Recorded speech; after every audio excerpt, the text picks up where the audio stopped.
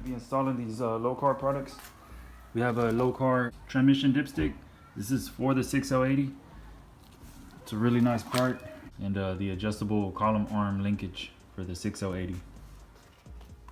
Alright, so I got the Lokar linkage installed. This is the old linkage, the column linkage, and this is the old arm off of the 6080. So let me show you what the new one looks like.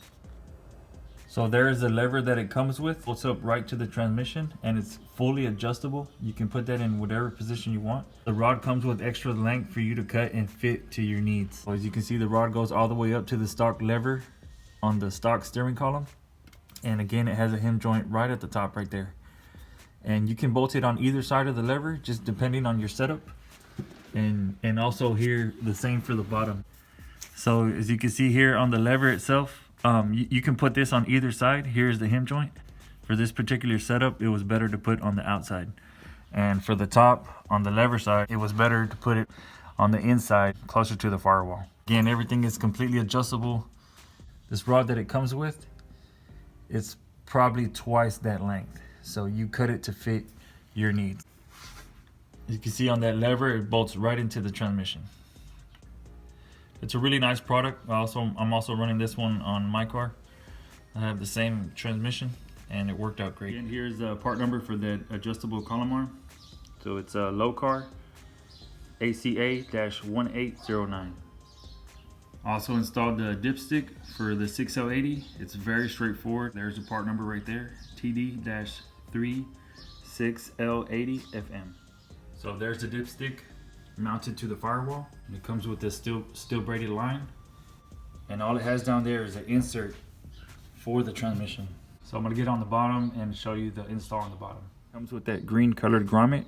You put in the grommet first, and all you do is insert this part right into there. That's it. It's a really snug. I haven't had any leaks off of my personal vehicle, and I'm running the same exact setup. So the dipstick also comes with this fill tube. All you got to do is just take out the dipstick, insert this right there, insert your funnel, and fill it up. Just stick the funnel right in it, and just like that.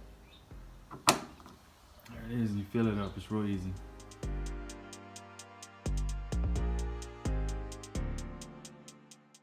So an empty 6L80 transmission takes 10 quarts of transmission fluid. So I'm gonna be adding approximately 11.5 to make up for the big transmission cooler. I also added this valve cover fill for the oil / filter. So you just pop this off to fill up your oil, and it also dubs as a filter. And it has this billet insert here that just inserts right into the valve cover. Has an O-ring on it. It fits really snug. It's a nice piece. And this valve cover is a double tab. So just make sure to see if yours is either a single or double tab when you're ordering this one. So again, it just installs just like that. Right over. It's a nice piece. I'll add that part number in the description. Alright, so now it's time to start cleaning up this mess right here.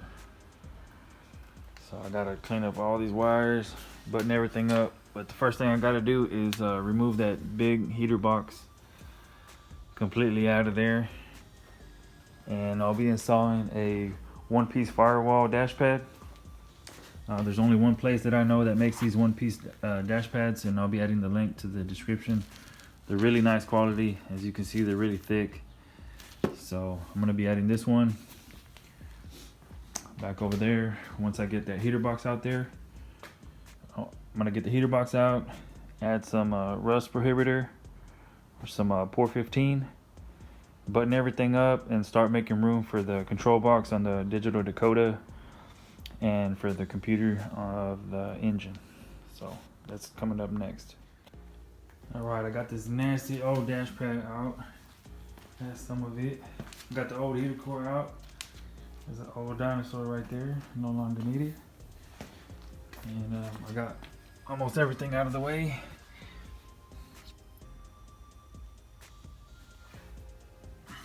There it is. So what I'm gonna do next, I'm gonna use this por15 before I put the new firewall dash pad. And I'm gonna get all under the dash right there. You just apply it with the paintbrush. Protect it from rust. I'm probably gonna run it to about right here, and I'm gonna show y'all why. So I'm only gonna run the por 15 to about that line right there on both sides, and I'm only gonna run it to there because I'm gonna cut this pan out right here. I'm gonna replace it with a new pan. My buddy bought a new pan, so I'm gonna be cutting this one out and welding in a new section. And once I get that one welded, molded in nice, then I'll continue with the por 15 all the way down. But for now, the goal is to por 15 everything under the dash and install the dash pad.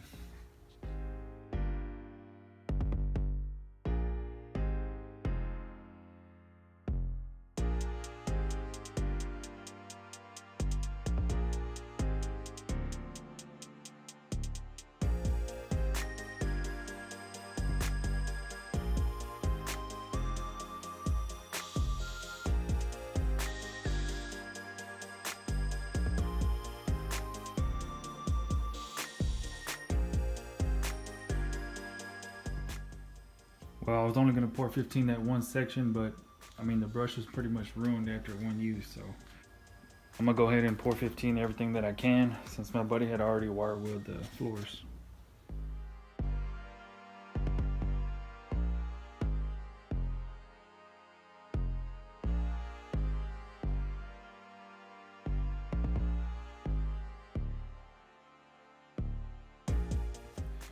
Alright, so we got everything in por 15. Now I have a nice clean floor to work on. por 15 everything but that area. And we got our new patch pan right here. So this is where I got it from. So let's open it up and see what we got. Alright, so here's our patch panel right here. I'm not going to use the whole thing because I don't need it. I'm going to wait for all this paint to cure, and then I'm going to go ahead and cut that out and weld that sucker in.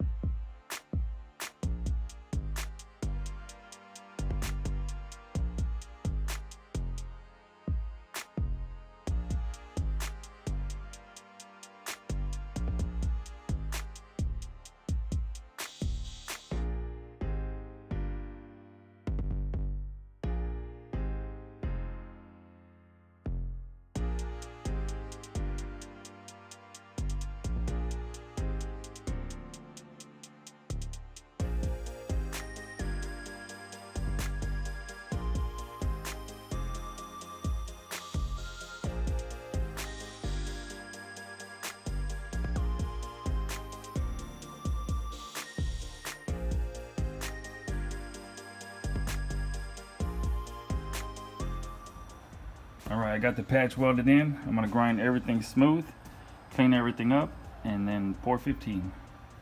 Well, there it is. Nice solid floor now. I just painted it, that's why it looks wet. And it's a semi-gloss black por 15. This stuff is great. I recommend it for anything on bare metal. And then still on top of that, we're going to go back and wrap this thing. But that's pretty much a wrap for this video, guys. I just wanted to get this done.